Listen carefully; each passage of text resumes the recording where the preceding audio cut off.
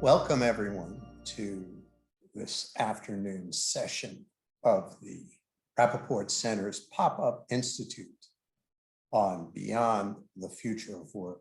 My name is William Forbath. I teach here at UT Austin at the law school, and it's my great pleasure and honor to be interviewing today Professor Veena Dubal, who teaches at UC Hastings Law School and has worked for many years at the intersection of law, technology, and precarious work, looking at the impact of digital technologies and emerging law on the lives of workers, as well as at the role of law and lawyers in solidarity movements.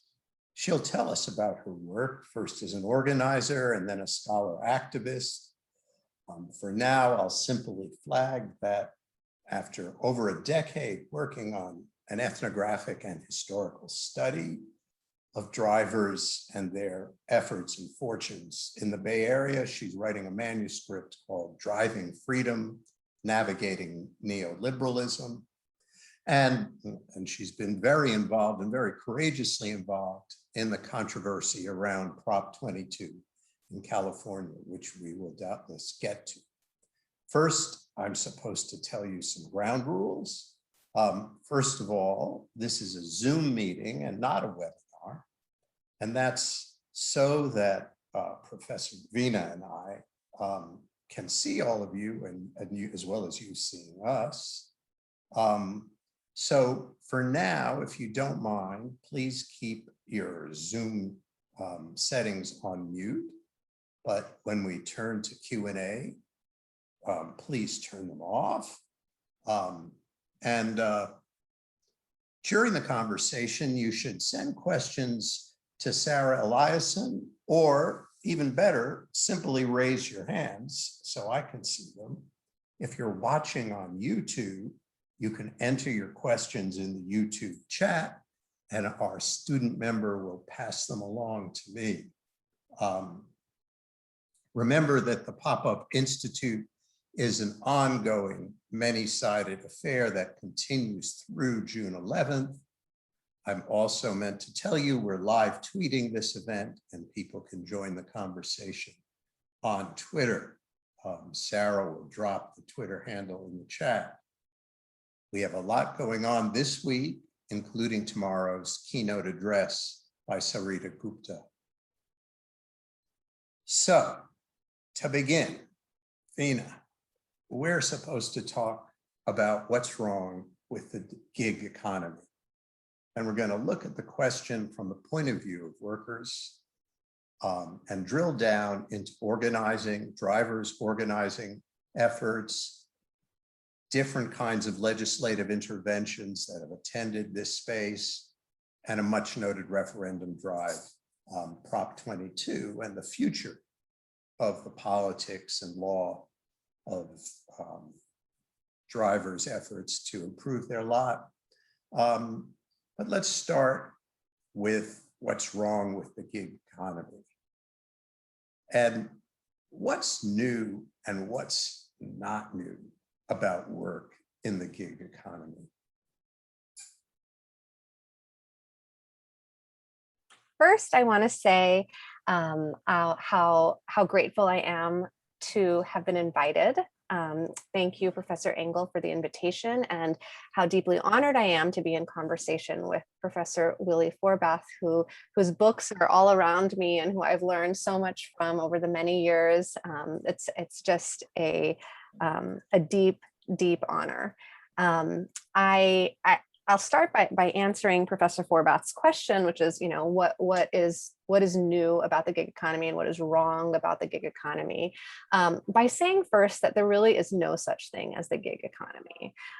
Gig work, as we colloquially refer to it when we think of ride-hail work or food delivery work or Amazon Mechanical Turk work, does not occupy any single sector, but is perhaps more aptly framed as work that exists outside the boundaries of the law's protections, either because the workers themselves are misclassified by their employers, or perhaps in some cases rightfully classified as independent contractors in relationship to their hiring entity.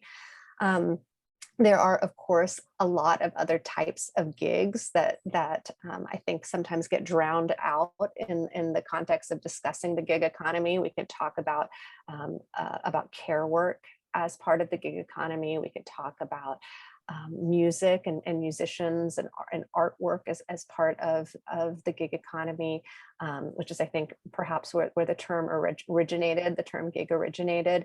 But today, what we will be talking about, I think, is not necessarily a coherent sector of work or an economy of work, but really jobs that lie outside the protections of employment and labor laws, and that are deployed through and with companies that imagine themselves as technology companies or labor platform companies.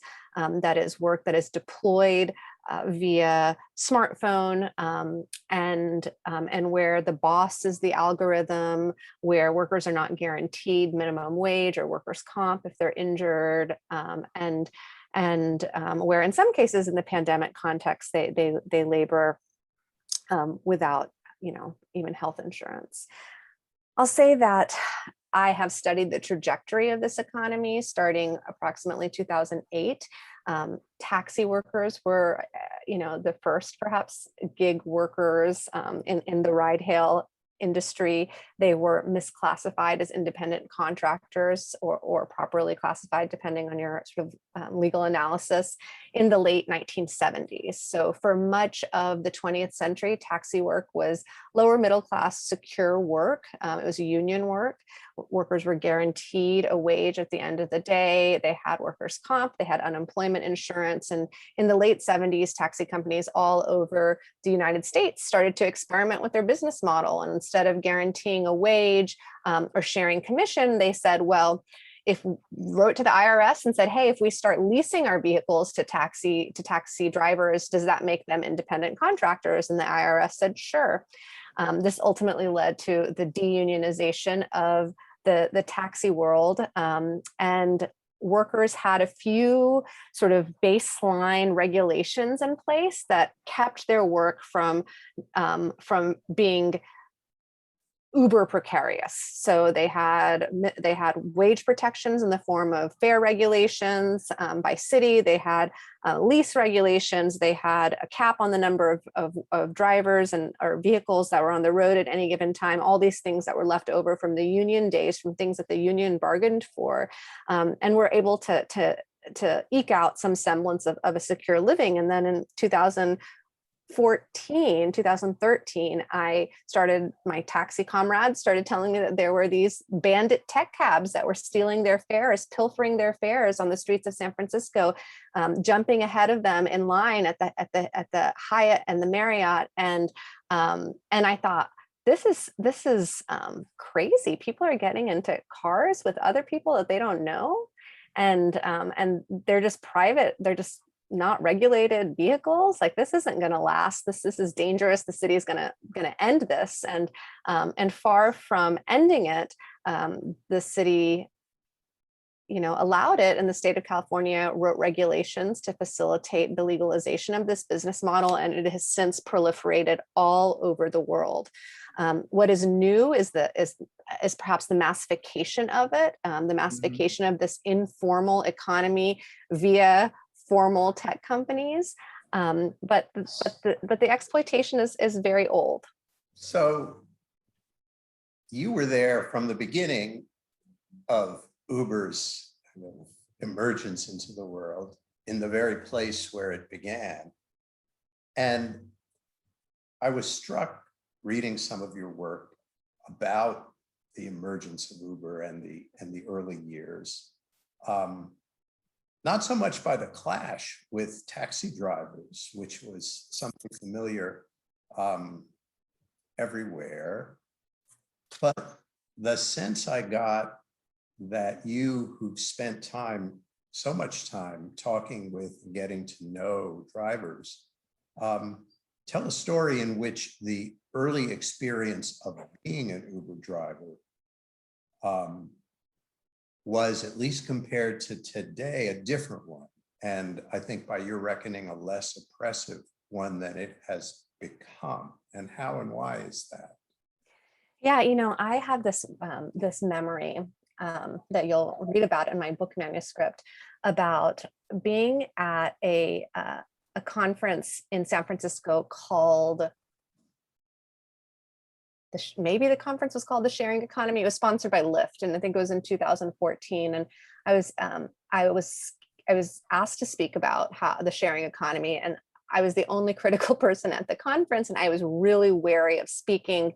I was worried. I was worried I was going to be booed.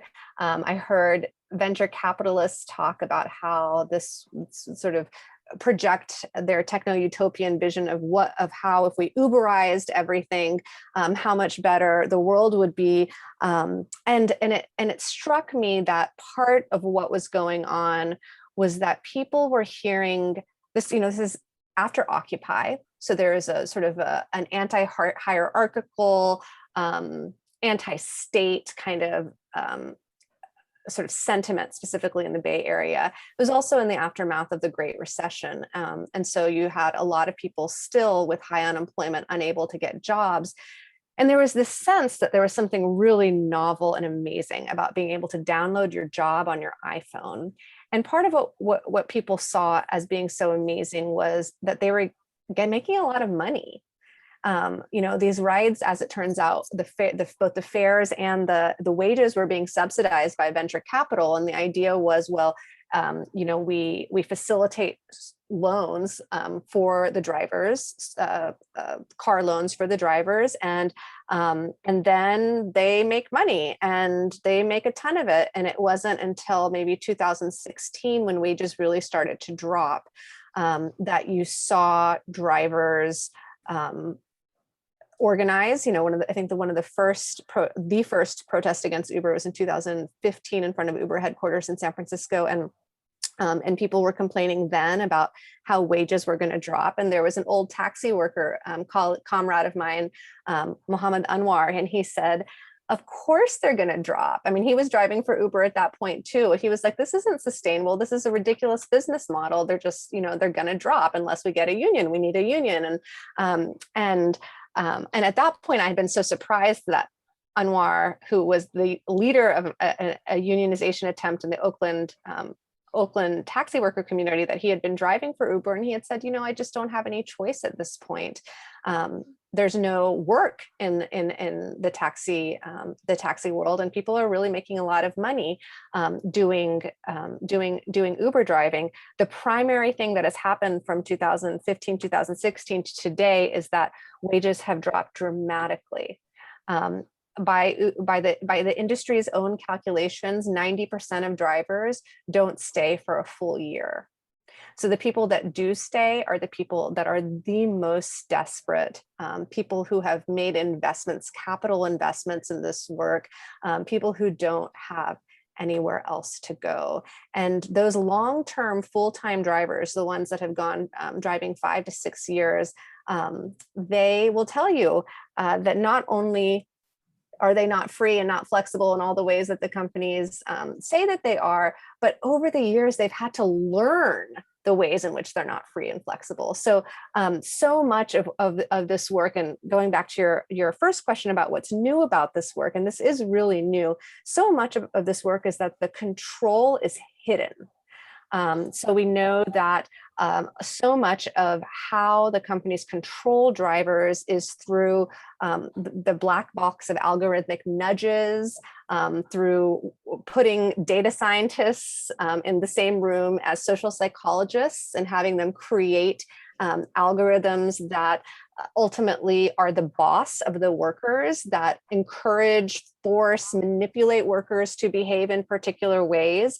And that source of manipulation, because it is not readily apparent for new drivers, only manifests itself over time. And so long-time drivers will complain not only that their wages are super low, and that they have no protections if they get into or limited protections if they get into an accident, et cetera, but that they don't like the feeling of being controlled by their phone. You said and you've said a couple times wages, Yeah. and but am I right that a point that folks make, and part of the experience of the work, is that at least if a wage is a kind of partly a unit of time as well as money, you know, Absolutely right. Yeah. hour, this ain't that. This is something different. Yep, that, you know, I have written, as you know, that this is digital piecework. So a hallmark of this work is, and what the companies want to cement into place, and what they have cemented into place in California successfully, is a new way of calculating income. So that instead of, they call it earnings, so minimum earnings as opposed to minimum wage, but it is deceptive because there are no minimum earnings, because the drivers bring capital investment into their work. Many workers actually don't know at the end of the day how much money they are making or how much money they are losing. They are only paid for the time period in which they are allotted a fare to when they complete that fare. They are only protected by insurance during that time period. So this 30 to 60% of the time that drivers are just driving around, waiting for a fare, trying to get the system to give them some work, they are neither being paid by virtue of the company's business model, nor are they being protected by their commercial or their hybrid commercial insurance. And it's quite a dangerous time for all of those reasons. You're right, I say wages because I want to ensure, it's sort of a political statement, I want to ensure that people understand that workers think of their work in terms of wages. You know, they calculate how much time they have to work per day in order to receive, their time is a necessary calculation in their sense of their own income.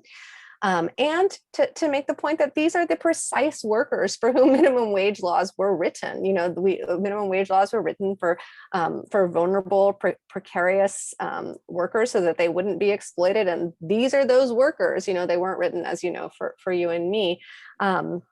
And so you're absolutely correct that this new earnings standard is exactly the innovation that the companies hope to make in U.S. employment law, actually in the world, all over the world. We know in the UK, for example, that the High Court, despite its decision, I believe last month or the month before, that said that these workers, the Uber drivers in the UK, deserve pay for all the time that they spend working, including when they go on the app. In defiance of that, the companies are providing minimum earnings only, again, for this time period after they allocate.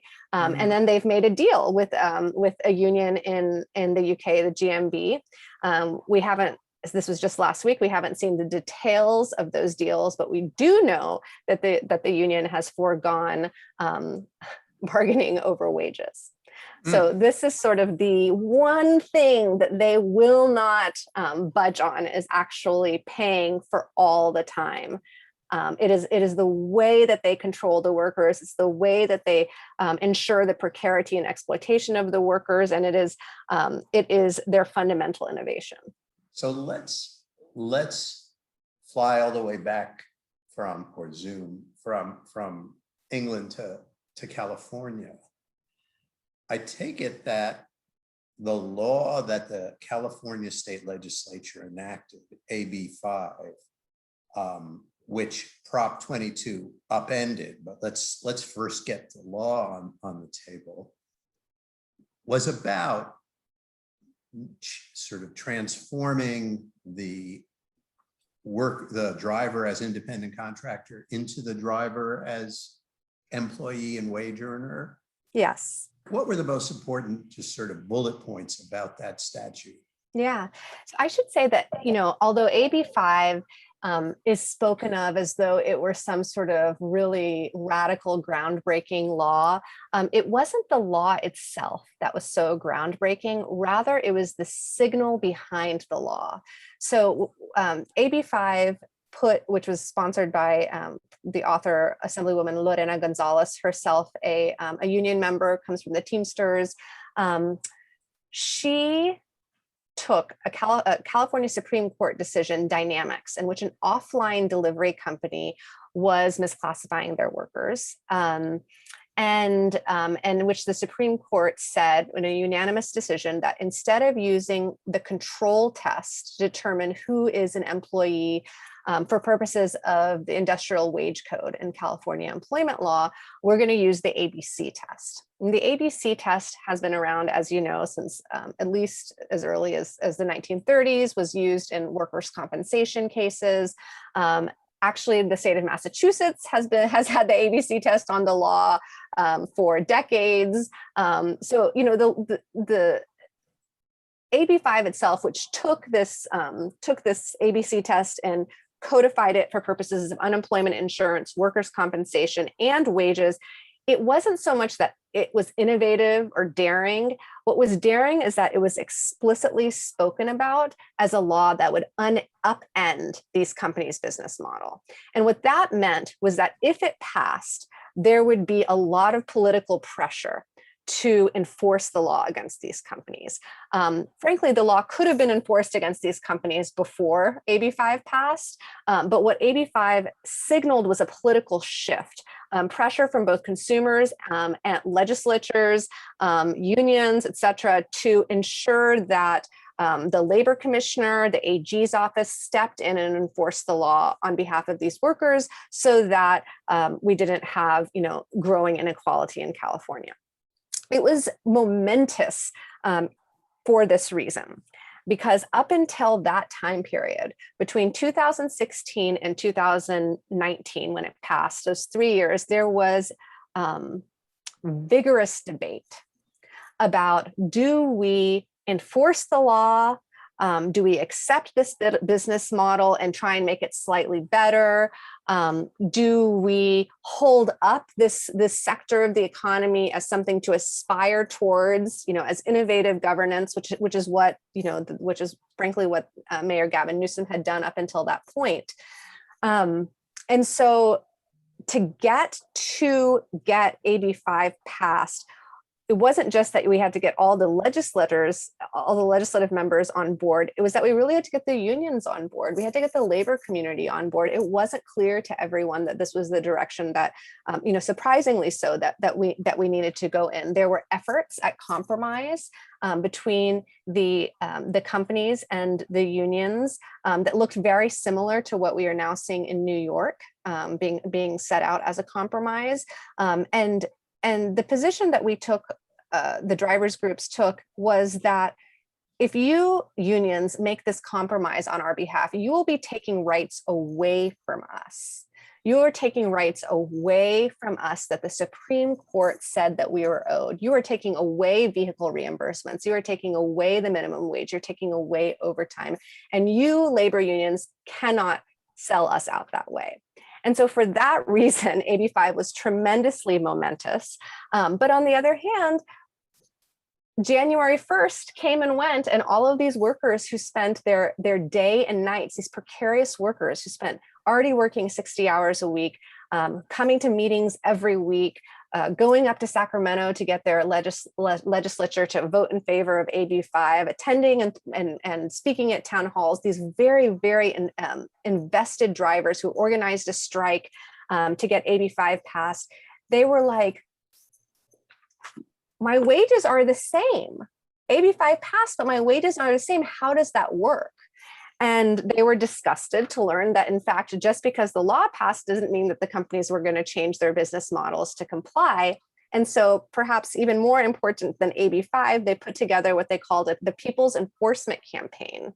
And they worked together with legal aid attorneys, figured out how much they were owed under the law, and filed thousands of individual wage claims with the California Labor Commissioner. Ultimately putting pressure on the labor commissioner to put pressure on the AG's office to sue these companies, which in fact they did in April of 2020, and the height of the pandemic, just a few months after the People's Enforcement Campaign got off the ground.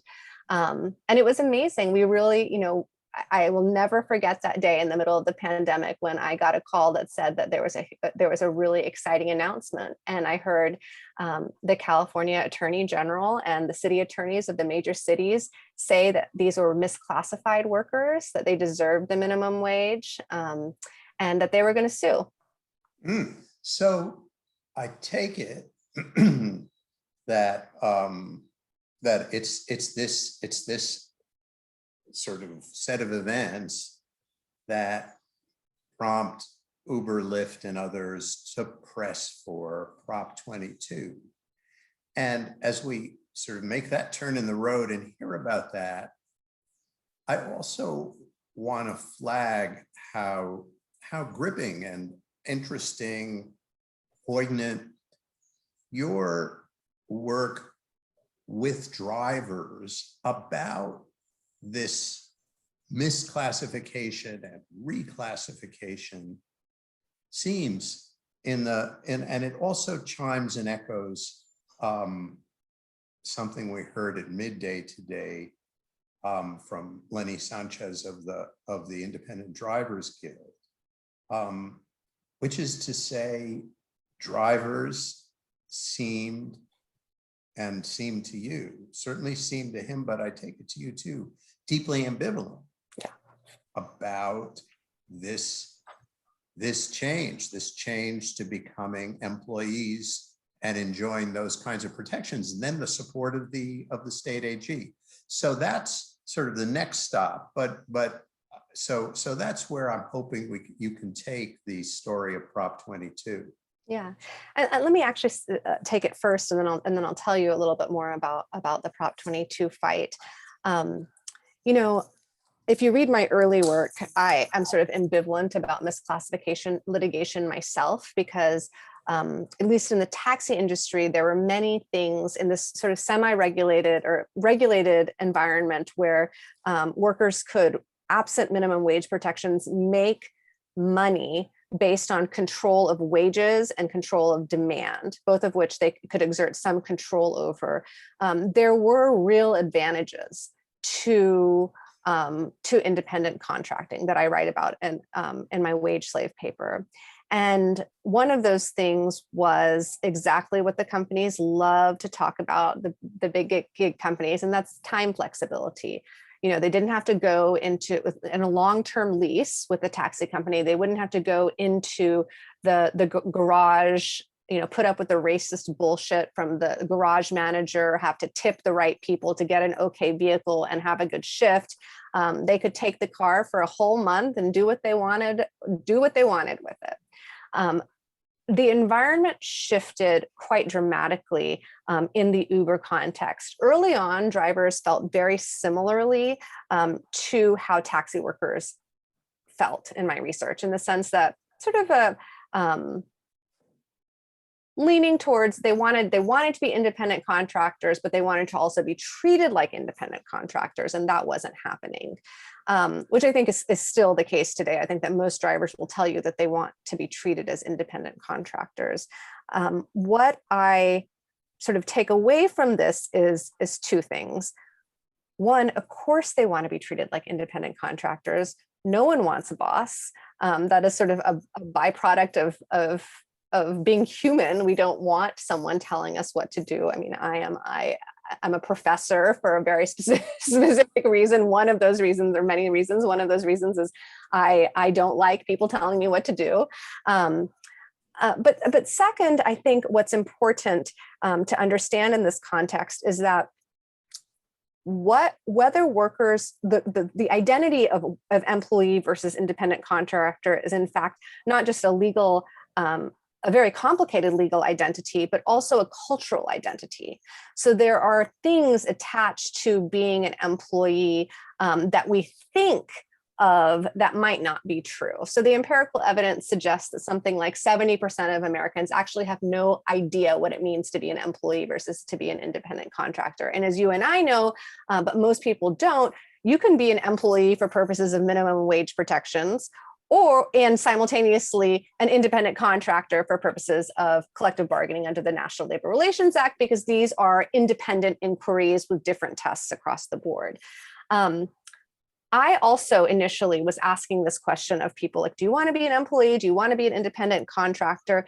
And the answers I got were very confusing. You know, there were people, and as you know, I have an article about this called Uber ambivalence. There were people who were actively engaged in misclassification litigation against the companies that did not want to be employees. And meanwhile, there were people that told me that they wanted to be an independent contractor, but also who said that they really wanted sick leave and workers' compensation and unemployment insurance. And over time, I realized that this was the wrong question. The question is not as a matter of policy, as a matter of sociology, I think there's a different story and we can talk more about that. But as a matter of policy, the question is not, do workers want to be employees or independent contractors? If you ask that question, you are going to get a very confused answer and confusing answers. The question is, do you want minimum wage protections? Do you want unemployment insurance if you're laid off through no fault of your own? Do you believe that you deserve the right to collectively organize in your workplace? Do you want workers' compensation if you're injured on the job? And the answer to those questions are going to be across the board, yes. So on the one hand, workers are very fearful of what it means to be controlled by their employer, although the long-term workers will tell you that they're very controlled by their employer. And on the other hand, they very much need and want basic protections that workers in the United States are supposed to have.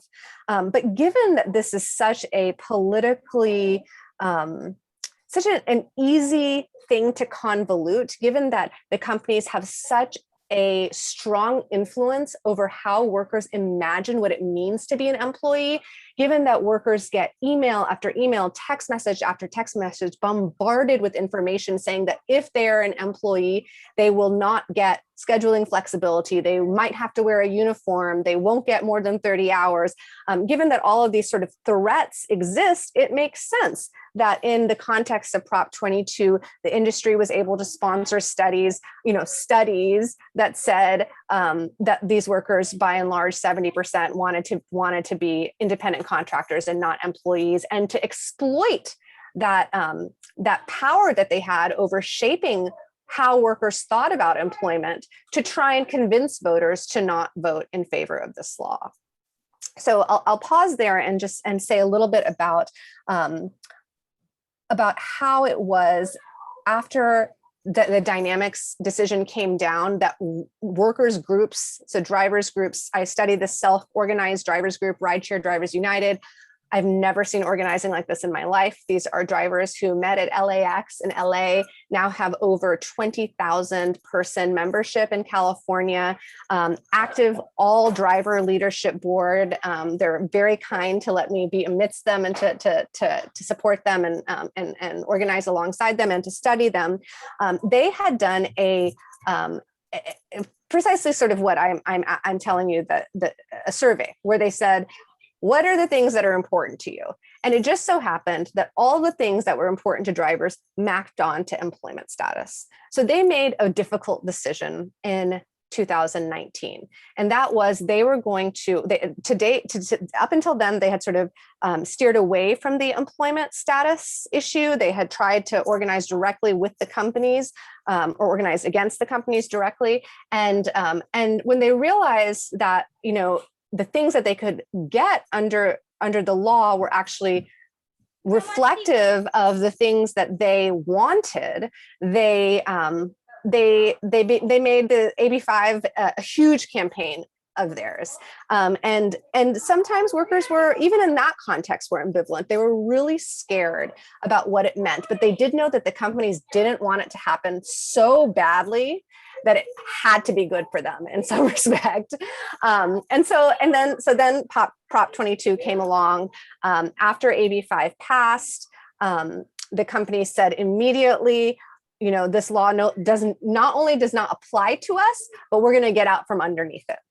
And so they're continuing to, openly defy the law. They invested almost $205 million into what became the most expensive proposition in the country, in the history of the United States.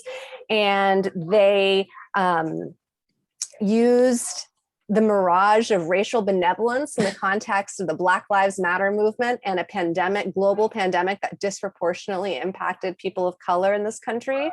And while they were selling PPE to their workers, were also donating to the NAACP, the National Action Network, claiming to be all about, being Uber put up, Dara Khosrowshahi put up a letter online that said that Uber was an anti-racist company, and meanwhile passed a law by quite a large margin that cemented their business model into place, in which a subordinated racial minority workforce is not guaranteed the minimum wage, can actually lose money while they're working. They don't have workers' compensation. They don't have unemployment insurance. They get healthcare subsidies if they already have health insurance. No, that's for Jack. And perhaps most insultingly, they are now, proliferating this business model, or sorry, this legal model, or trying to proliferate it all over the country. So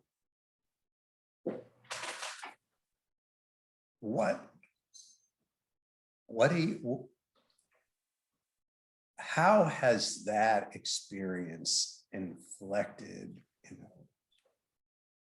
the rideshare organization that you describes strategy going forward, and how is it in California on the ground in that setting where this proposition, which now has force of law, and not only has force of law, but if I'm not mistaken, also is deeply entrenched in terms of how easy or how hard it is to get rid of. That's right.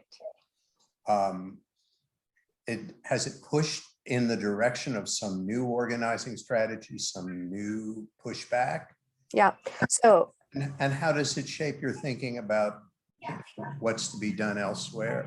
Yeah. So these are great questions. I mean, as on one hand, there is litigation against Prop 22 for all of the reasons that you just articulated. In large part because the proposition makes it impossible for the state and any local entities to legislate in the area of workers' rights. There is litigation being brought by SEIU saying that the proposition is unconstitutional. That litigation just survived a demurrer, which is good news, and I suspect will continue. Drivers are watching that very closely. In the meantime, they are trying to call BS on the proposition by documenting how their wages and their protections that they're supposed to get under the law are actually are not being rolled out by the companies. So they are doing a lot of documentation right now as part of their work. They are also in the process of organizing a number of direct actions, and I won't sort of take the wind out of their from underneath their wings and talk about that. But prior to Trump, so there was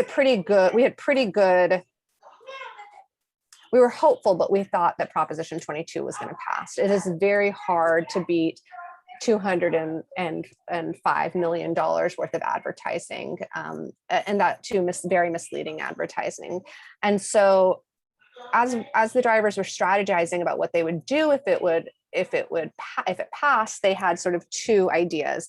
If it passed and Trump was reelected, then they were just going to become very militant and sort of pre-NLRA style organizing, and it would all be against the companies directly, and sort of drop their attempts at engaging law and policy in robust ways, because those tools were taken away from them.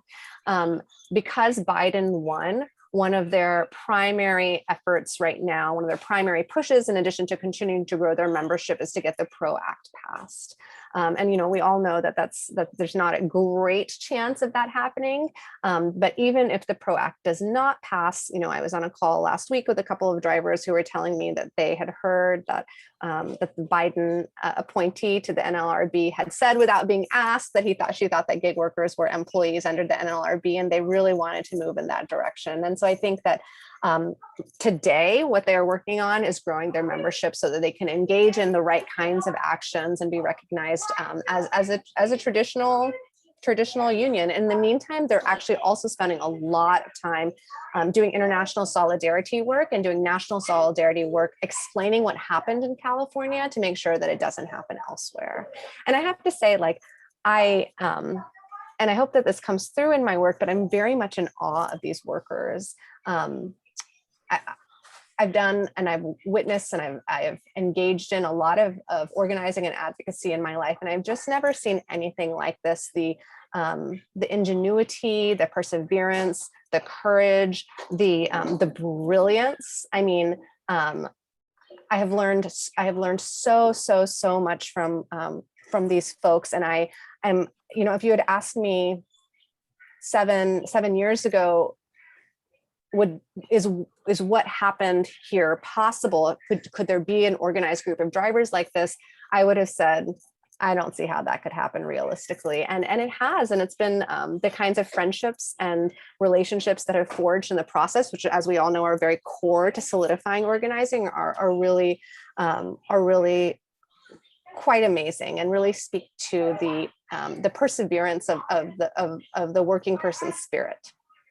So that's stirring and also rich. It strikes me that one of the rich things about it is that you sketched sort of a workers' organization and movement that could look in two dramatically different directions, sort of that they had a kind of collective conversation about strategy and vision that could encompass sort of a no hold bars. We're not going to try and work through the law and government. We're going to just take on capital directly. And then at the same time say, but if Biden wins and the Department of Labor and the NLRB are reshaped, we can work those angles too. Yeah. So and here I want to sort of draw on the conversation at midday with organizers. One of the questions that was asked was sort of not only what are your strategies, which are some of the things that we've been talking about, but also sort of what is your utopian horizon, or what is the sort of new world that you imagine, and what will it look like? And I wonder, as to that latter question, how you think these drivers, this organization, with so many sort of strategic visions, what kinds of things might they say? Do they worker-owned platform, or what would they say? It's such a great question. And, I think I feel the same kind of push and pull around, a utopian future vision that many of the workers describe. In my ethnography, there are times, as you say, when they're like all about the law and let's go, excited. Willie and I spoke earlier, and one of the things that I had told him, just something that I had included in a working paper that he saw me present, is that surprisingly, a lot of the drivers in the Bay Area that I've organized with and studied have been inspired, have sort of a syndicalist inspiration. They are wobblies. They are really inspired by this vision of creating workers' councils and organizing into a more just space by taking on capital directly through direct actions and worker power. And so you see that, and this is also, I certainly have a lot of wobbly sympathies myself, and you very much see that tension as they are sort of the push and pull, as they are deciding kind of what their strategy should be, whether they're wasting time trying to engage the PRO Act, and whether they should just keep organizing and go on strike, and that's the way to do it, and everything else will fall into place, or whether it's important to be more strategic with law and policy, and to build relationships with legal aid organizations and folks who can litigate on their behalf and go that route. And I think that both of those routes end up looking very different, right? I think that maybe the syndicalist route is a long-term vision, sort of a utopian ideal that they aspire to, always and always in resistance, no matter what sort of manifests itself. And then I think the sort of legal strategies of just, getting recognition as an enterprise-based bargaining unit, getting the minimum wage, those are sort of intermediary goals. We've had, interestingly, some long-term retreats with where the workers have had them, where they talk about, like, well, exactly what you ask, like, what is this? What is our ultimate hope? Like, if we could remake this, what would this look like? And I think everyone would love to have a platform that is cooperatively owned.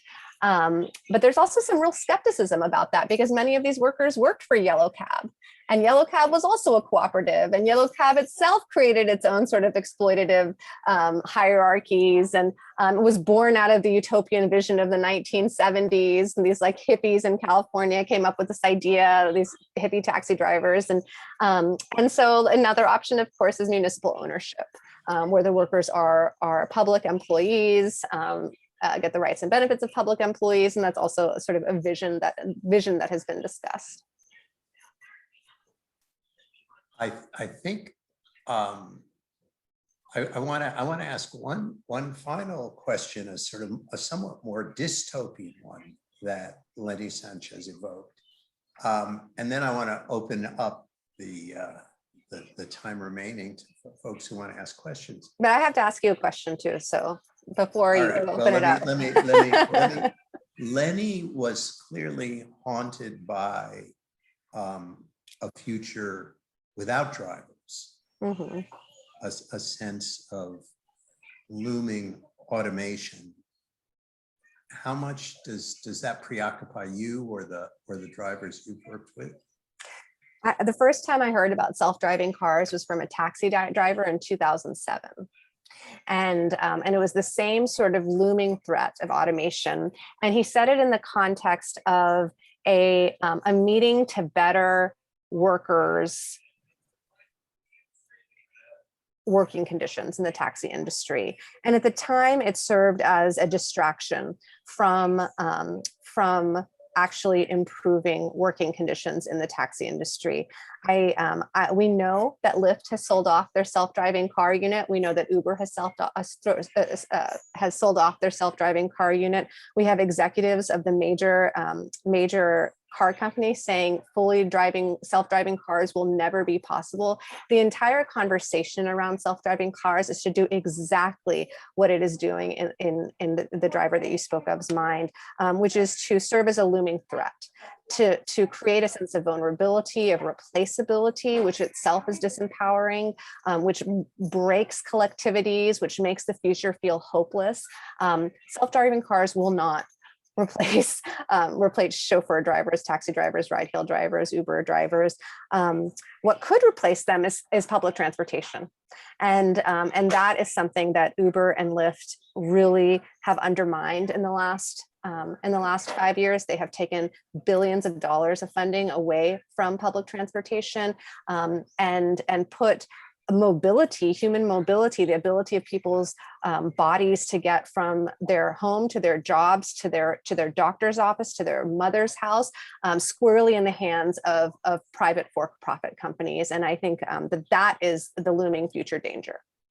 Okay. And my question to you, Willie, before we end, is if you could tell me, just based on the things that what I've done a lot in the past couple of years when I'm procrastinating writing my book, is to think, I want to put this organizing in context. I want to understand what it mirrors. What were previous moments where you saw this kind of organizing, and what does it compare to? How specifically does it compare to organizing in the 20s and 30s? And who are these drivers like? Are these the CIO? Is these the Wobblies? What is the historical precedent for what is happening? And you are the person to answer that question. So I would love to hear your thoughts. I'll be very terse, because I think you've already caught hold of the sort of, they're the one strand of it, that the drivers who said we're wobblies, we actually literally belong to the old IWW, clearly had grabbed hold of a conception of self-organization. But I'm also struck by the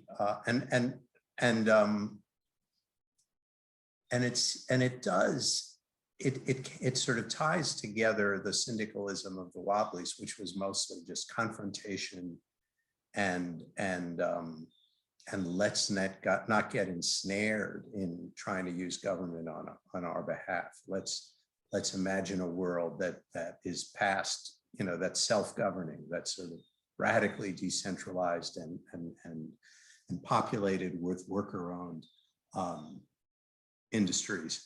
And there is something alluring about the sort of techno-utopia, that a platform is not like a steel plant. It's not obvious that you need vast amounts of capital to tee it up. And so that gives it both an appeal, but it also means that the owners of capital in that industry, like Uber, are destined to use a lot of resources to use government to prevent that. So that's the paradox. And the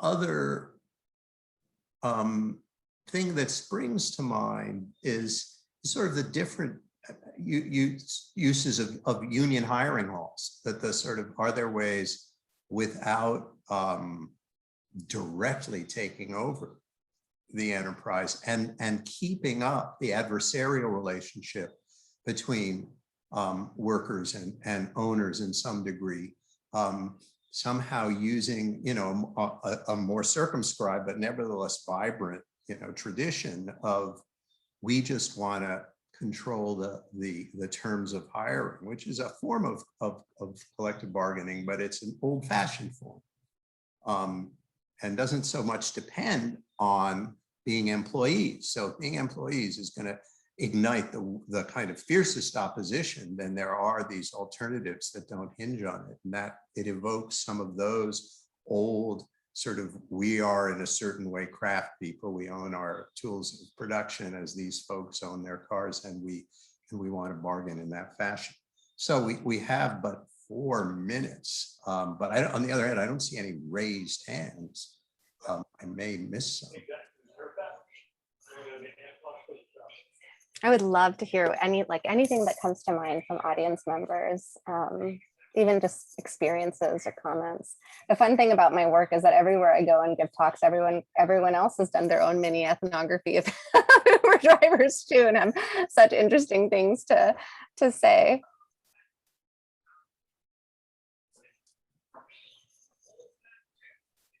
Oh, Karen has a question. Oh, you're on mute, Karen. Sorry about that. So thank you for the terrific conversation, and really for taking us through that story, and putting together the various pieces of it, some of which I learned a lot. I wonder if you could say something about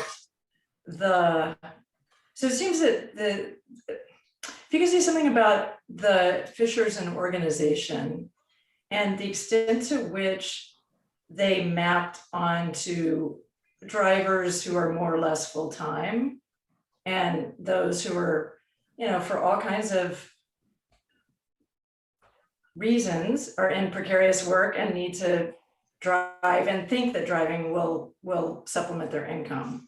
Yeah. Because I know it seems to me that was something also that Lyft and Uber were playing off of. And so even when you ask those questions of what do workers want, is that a salient distinction? I thought that it was a salient distinction, and it might be in some ways, but I'll tell you 2 things. One, Lyft and Uber say that the vast majority of their workers are part-time. And while that might be true as an empirical matter, if you look at a year's worth of drivers and look at who signed up to work, the vast majority of work that is conducted for the companies is conducted by workers who are driving more than 30 hours per week. So it is actually conducted by the full-time workforce. It is not as casual of a labor force, or the consistent workforce is not as casual of a labor force as they would like for you to believe. It's a huge part of sort of their marketing around why it's important to not have employee status.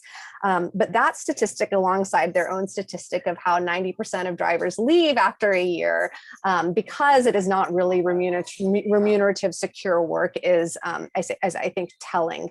The second thing that I will say, because there are both part-time and full-time drivers in the drivers group that I study, is that what I was surprised by, and this is an idea that ultimately was developed by a sociologist at Boston University, Juliet Schor, that really I've used it to make sense of my own data, is that it's not so much the full-time versus the part-time that ends up shaping desires and identity and fissures in organizing, as you say. It's the level of dependency on the app. And so, one of the biggest leaders in California is a part-time driver who's doing it because she got into a bad mortgage.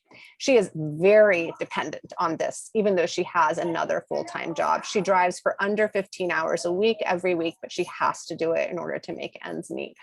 It is that level of dependency that I found that actually makes the real difference.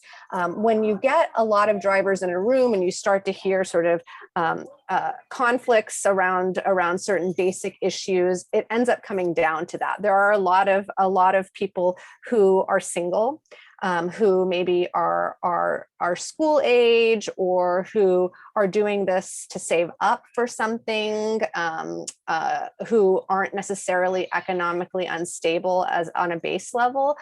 That's sort of where the sort of conflict amongst drivers really emerges. I did not hypothesize this. I hypothesized something very different. I thought that there was going to be a very different subjectivities around what workers wanted that emerged from the casual versus, or the part-time versus the full-time workforce, and I found that actually wasn't a good distinct measure for what actually causes issue-related conflict in organizing.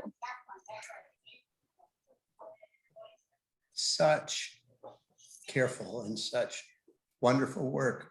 Thank you so much for this. Thank you, Willie. It was so nice to spend this time with you. And Professor Engel, this was a wonderful, lovely invitation. I'm honored to be here, and I hope to be in conversation with you both very soon.